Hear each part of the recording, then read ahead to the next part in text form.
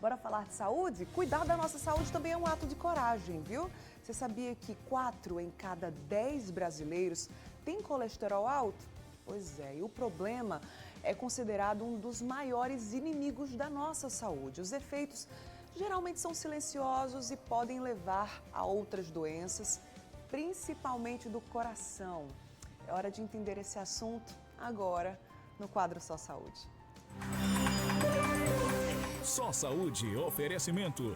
Laboratório Análises, agora também na Rui Carneiro. Muito bem, aqui no estúdio, na Casa do Mulher Demais, para a gente conversar sobre esse assunto, tirar as dúvidas. Eu recebo o doutor pela USP, Valério Vasconcelos, que é cardiologista. Bom dia, doutor Valério, seja bem-vindo, viu? Muito obrigado, bom dia. Bom dia! E você aí do outro lado, claro que pode e deve participar do quadro Só Saúde, enviando suas dúvidas, seus relatos através do nosso WhatsApp, tá aí na tela, é você no MD, 991050400, é o nosso WhatsApp para você participar e enviar perguntas sobre colesterol alto. Aproveita que a gente tem um especialista aqui no nosso estúdio para conversar com a gente e tirar as nossas dúvidas, tá? Doutor Valério, primeiro, eu acho que é interessante falar para o pessoal de casa que existem tipos diferentes de colesterol, né? Explica aí para o pessoal como é que isso funciona, Exatamente. por favor.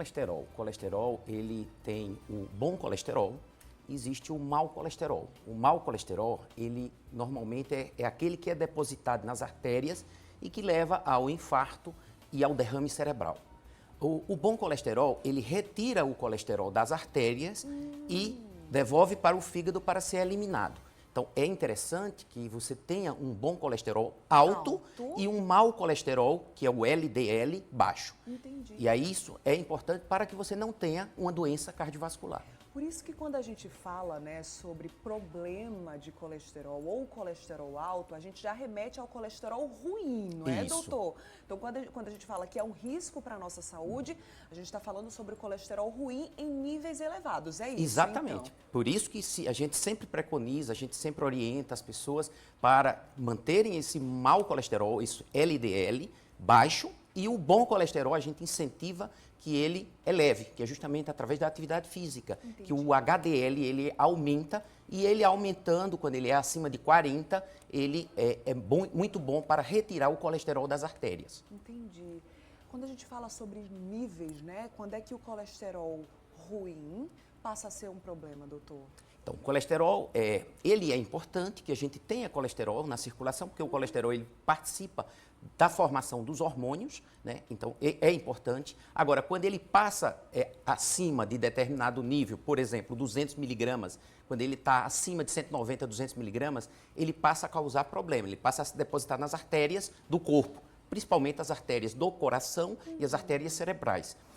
O HDL, a gente pede para que ele seja acima de 40. Quando ele é acima de 60, por exemplo, o bom colesterol, ele passa a ser um protetor. Você pode até subtrair um fator de risco, né, da pessoa. Quer dizer, os fatores de risco para as doenças cardíacas são vários, como colesterol alto, a pressão alta, não tratada, diabetes, a pessoa com sobrepeso, obeso, estresse, fumo, álcool em excesso. Então, são fatores de risco para as doenças do coração, assim como o colesterol elevado é um fator de risco. Quando você tem vários fatores de risco, a chance de se ter uma doença cardíaca, mesmo quando a pessoa não tem sintoma. Eu friso que muita gente acha que não tem doença no coração porque não tem sintoma. Não é bem por aí. Há pessoas que podem ter uma doença cardíaca sem sintoma. Por isso que muitas vezes é importante uma avaliação, um check-up e exames complementares para que a gente diagnostique.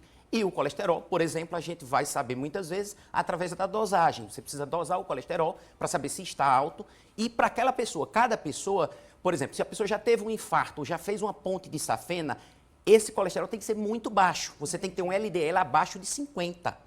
Né? O colesterol abaixo de 130, o LDL, para as pessoas que não têm outros fatores de risco. Então você preconiza, você diz, olha, tem que ter teu colesterol abaixo de 130. Mas se você já tem fatores de risco, como, por exemplo, diabético, é fumante, é sedentário, aí esse LDL tem que ser bem mais baixo. Muito bem. A Kellen de Campina Grande já mandou uma série de perguntas aqui pra gente. Obrigada pela sua participação, Kellen. Primeiro, doutor, colesterol alto é possível evitar?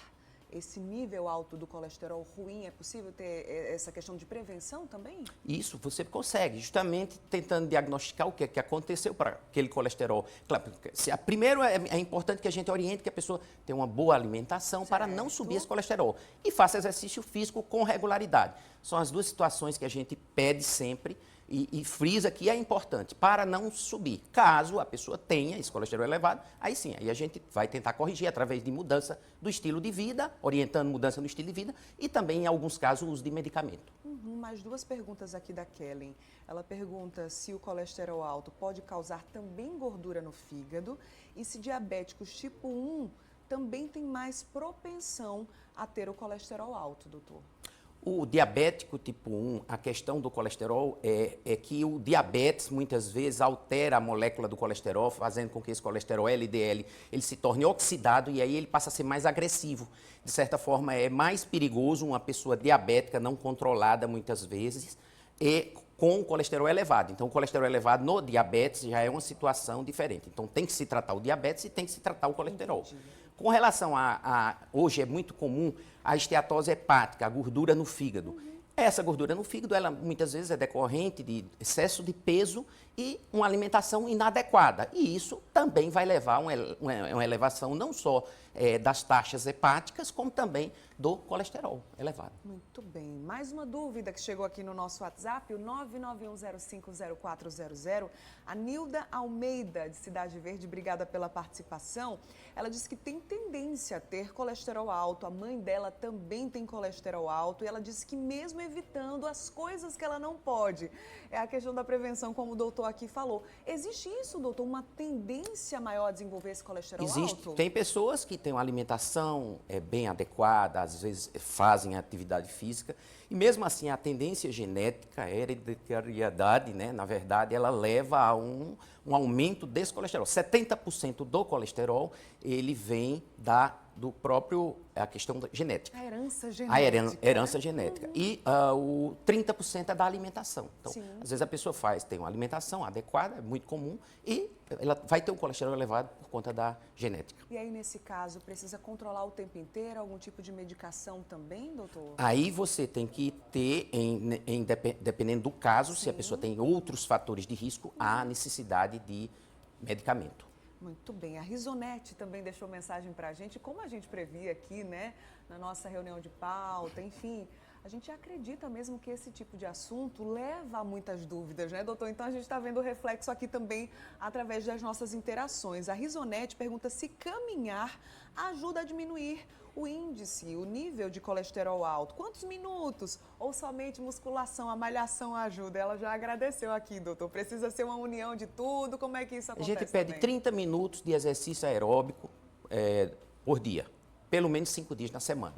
Isso a Organização Mundial de Saúde preconiza isso, a gente também endossa a Sociedade de Cardiologia e pede para que as pessoas caminhem ou façam bicicleta ou nada e faça algum exercício aeróbico, pelo menos 30 minutos para reduzir o colesterol LDL e também aumentar o HDL, porque durante a atividade física você consegue melhorar esse HDL. Para você ter uma ideia, se você sobe 1 miligrama do HDL, você às vezes tem, por exemplo, 39 miligramas, né? Então, por decilitro. Então, se sobe 1 miligrama, a cada miligrama que você aumenta do HDL, você diminui a chance de doença cardiovascular em 3 a 4%. Olha. Então, é importante subir esse HDL justamente através da atividade física. Então, é o que a gente pede sempre.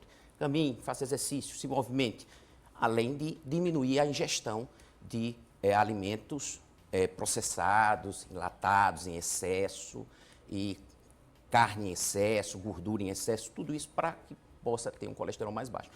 É interessante se dizer que não há sintoma. Certo. O colesterol não traz sintoma. Você só sabe se tem um colesterol elevado se fizer a dosagem. Então, o diagnóstico é através da dosagem do colesterol para se saber se tem um nível elevado de colesterol ou triglicerídeo. Muitas vezes tem colesterol elevado, triglicerídeo elevado, associado, né? E HDL baixo. Muito bem. A gente vai continuar falando sobre esse assunto no próximo bloco. Manda sua dúvida aí no nosso WhatsApp, o 991050400 é o nosso WhatsApp para você participar, falando sobre esse ou outros assuntos que você está vendo aqui no MD. Já já a gente retoma, tá, doutor? Tá. Inclusive com mitos e verdades daqui a pouquinho.